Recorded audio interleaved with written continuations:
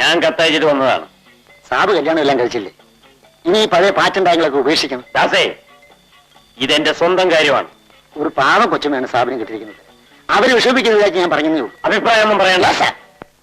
പാല് കുടിച്ചിട്ട് കളിച്ചോ മക്കളെ?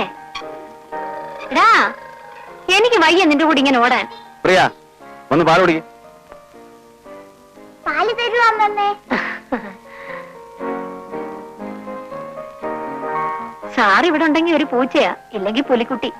ഞാൻ മണ്ണാർശാലയിൽ പോയിട്ട് വരുന്നത് വരെ സാറിന്റെ പങ്കപ്പാടായിരിക്കും. ഓ, അത് സാരമില്ല. സാറേ, ഈ കുഞ്ഞിനെ കൊണ്ട് എത്ര നാളിങ്ങനെ കഴിയും?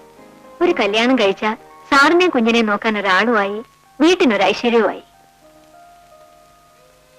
പാർവമേ, ഞാനും സുജാതവും എങ്ങനെയാണ് കഴിഞ്ഞിരുന്നതെന്ന് നിങ്ങൾ കണ്ടിട്ടില്ലേ?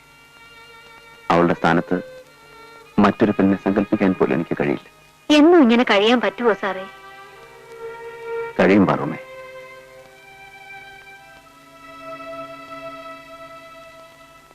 ഇന്ന് ഞാനും ഇവനും ഒരുപോലെ അനാഥരാണ്. ഞങ്ങളെ സ്നേഹിക്കാൻ ഈ ലോകത്ത് മറ്റാരുമില്ല. അവനെ സ്നേഹിക്കാൻ ഞാനും, എന്നെ സ്നേഹിക്കാൻ അവനും മാത്രം. മോനെ,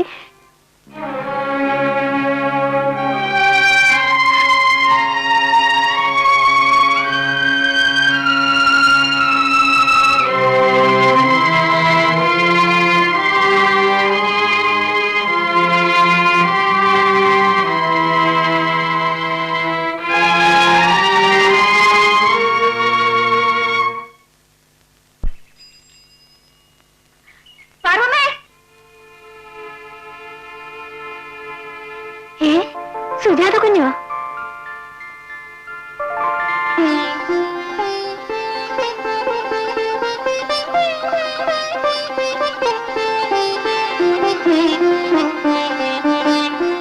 പറൂമേ, എന്റെ കുഞ്ഞ്, എത്ര നാളായി ഒന്ന് കണ്ടിട്ട്. ഇതാണോ കുഞ്ഞിന്റെ വീട്? അതെ. അദ്ദേഹം അകത്തുണ്ടോ?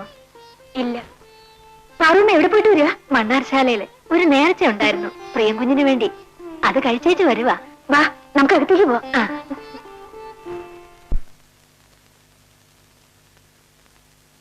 കുഞ്ഞിന്റെ കല്യാണം കഴിഞ്ഞെന്ന് അങ്ങാര് ജലപാനം പോലും കഴിച്ചിട്ടില്ല. പുറത്ത് തിണ്ണയിൽ കസേരയിട്ട് ഒറ്റ ഇരിപ്പായിരുന്നു. കുഞ്ഞിന്റെ പുതിയ ഭർത്താവ് ഒരുപാട് കാശുള്ള ആളാണല്ലേ? എവിടെ പോയിരിക്കുന്നു? പുറത്തു പോയിരിക്കുക. കുഞ്ഞ് ഒരുപാട് ക്ഷീണിച്ചല്ലോ. എന്താ മുഖത്തൊരു പാട്? അങ്ങേര് ഉപദ്രവിക്കുന്നുണ്ടോ? എത്ര സന്തോഷമായിട്ടാ കുഞ്ഞെ നിങ്ങൾ അവിടെ കഴിഞ്ഞിരുന്നേ. ആ കളിയും ചിരിയും ഒക്കെ ഇപ്പോഴും എന്റെ കണ്ണുവട്ടത്ത് തന്നെ നിൽക്കുന്നു. തലയിലെടുത്ത് തൂത്താ പോവോ? പ്രിയൻ ഒത്തിരി വളർന്നോ? വളർന്നോ? കുസൃതി കുട്ടനാ. സത്യം പറയാവല്ലോ കുഞ്ഞെ, എനിക്ക് അവനെ കാണാണ്ട് ഒരു നിമിഷം ഇരിക്കാൻ വയ്യ. കേട്ടോ കുഞ്ഞെ, എല്ലാ വെള്ളിയാഴ്ചയും അങ്ങാര് അവനെ കണിച്ചുകുളങ്ങര അമ്പലത്തിൽ കൊണ്ടുപോകും തൊഴാൻ. പ്രിയനെ ആരും അന്വേഷിച്ചു വന്നില്ലേ? ആര് വരാനാ കുഞ്ഞെ? അതൊക്കെ ഓരോ അസൂയക്കാര് പറഞ്ഞുണ്ടാക്കിയതല്ലേ. നിങ്ങളെ തമ്മിൽ പിരിച്ചിട്ട് അവർക്കൊക്കെ എന്ത് കിട്ടി? ദേ, നമ്മുടെ അയൽവക്കത്തെ സുമത്തിന്റെ അനിയത്തി ഉണ്ടല്ലോ രാധ, അതിനെ പ്രകാശം കുഞ്ഞിനെ കൊണ്ട് കെട്ടിക്കാൻ നോക്കി. പക്ഷെ എന്റെ മോൻ സമ്മതിച്ചില്ല. മോനോ? അതെ, ഞാനിപ്പോ പ്രകാശം കുഞ്ഞിനെ മോനെന്നാ വിളിക്കുന്നത്. അതിനെ സ്നേഹിക്കാനും ആരെങ്കിലും വേണമല്ലോ. പറയണേ, ഞാൻ പറയുന്നതാണോ തെറ്റ്? കുഞ്ഞു തന്നെയല്ലേ ഇതൊക്കെ വരുത്തി വെച്ചത്?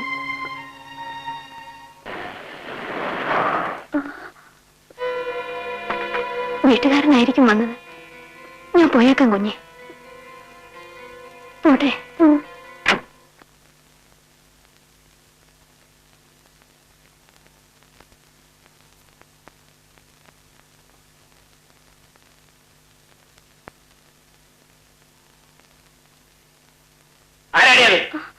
എനിക്ക് വേണ്ടപ്പെട്ടവരാ.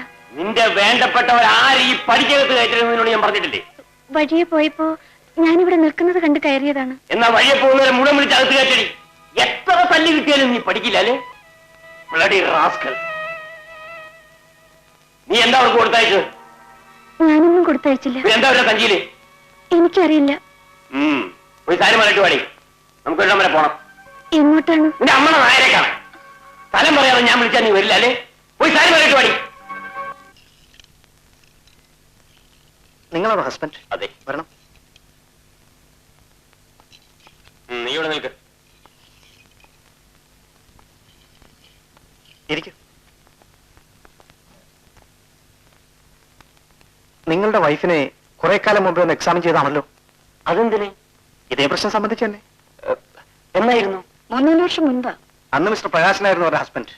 We had A thorough checkup. അന്നേ പറഞ്ഞതാ അവരൊരിക്കലും ഗർഭം ധരിക്കില്ലെന്ന്. ഓഹോ. She still in the same condition. അപ്പോൾ അവർ പ്രസവിക്കുകയില്ല? നോ. Okay doctor. ആ.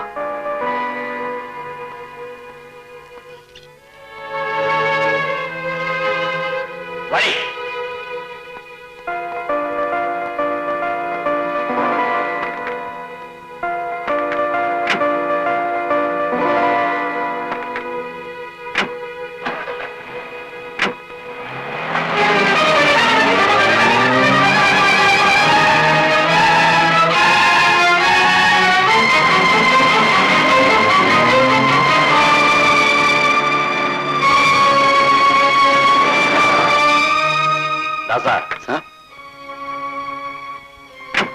ഒരു ഉത്തരം വാങ്ങിയിട്ട് വാ. G sir.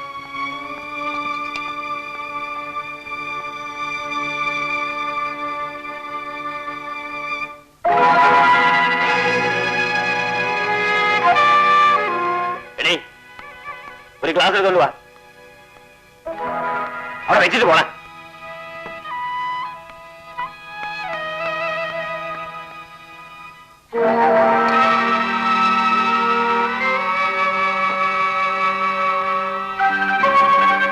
ഇല്ലടി.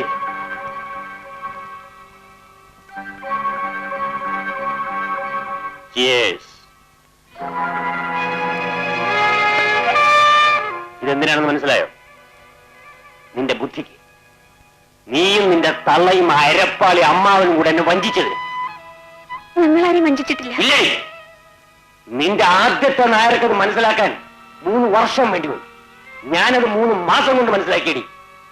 എന്ത്? നീ ഒരിക്കലും ഒരു അമ്മയാവില്ലെന്നുള്ള രഹസ്യം.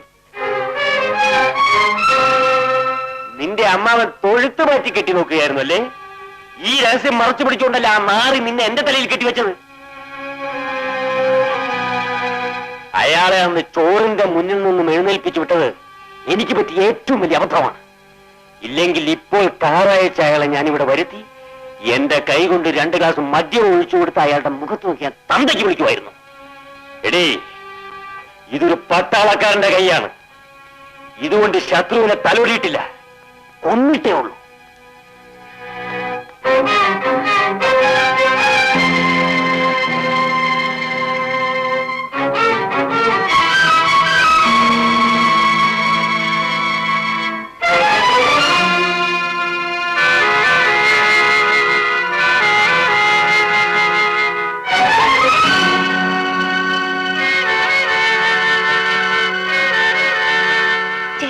ഡോക്ടർ എന്ത് പറഞ്ഞു?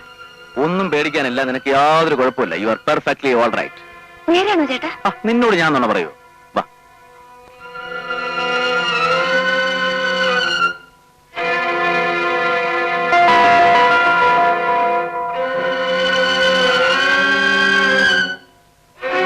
പരിശോധന കഴിഞ്ഞിട്ട് 3 വർഷമായി.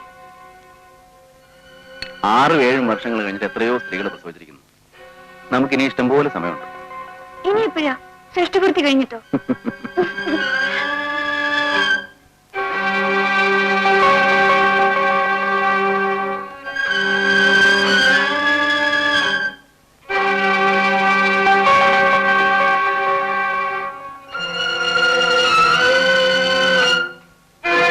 നിന്റെ ആദ്യത്തെ നായർക്കത് മനസ്സിലാക്കാൻ 3 വർഷം വേണ്ടി വന്നു. ഞാനത് 3 മാസം കൊണ്ട് മനസ്സിലാക്കിയടി. എന്ത്? നീ ഒരിക്കലും പ്രസവിക്കുകയില്ലെന്നുള്ള രഹസ്യം.